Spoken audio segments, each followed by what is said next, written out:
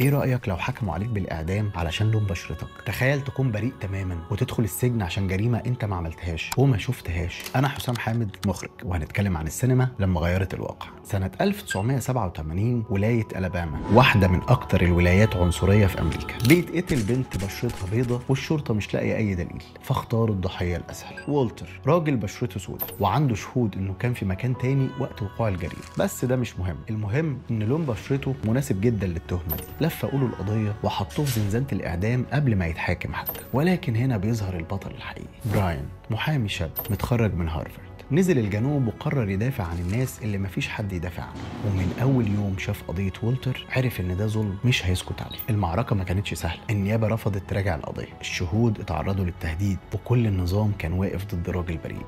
لكن المحامي ما استسلمش ولف على كل شاهد، جمع كل دليل، ووصل للكونجرس والاعلام. وبعد 6 سنين من معاناه في زنزانه الاعدام، والتر تم تبرئته بالكامل. فيلم جاست ميرسي. ايه اللي حصل بعد عرض الفيلم؟ اتعملت حملات ضغط لمراجعه احكام الاعدام، ومنظمات حقوقيه حصلت على تمويل جديد لقضايا شبيهه. وكتاب جاست ميرسي بقى بيتدرس في الجامعات الامريكيه كمرجع لفهم العنصريه في القضاء. الفيلم ده مش مجرد فيلم محكمه، ده فيلم كشف ان النظام الامريكي ممكن يحكم على الناس من غير ادله، لكن بلون بشرتهم وشكلهم وفقرهم. في حلقات كتير وافلام كتير، فما تنساش تعمل سبسكرايب علشان تشوف باقي الحلقات.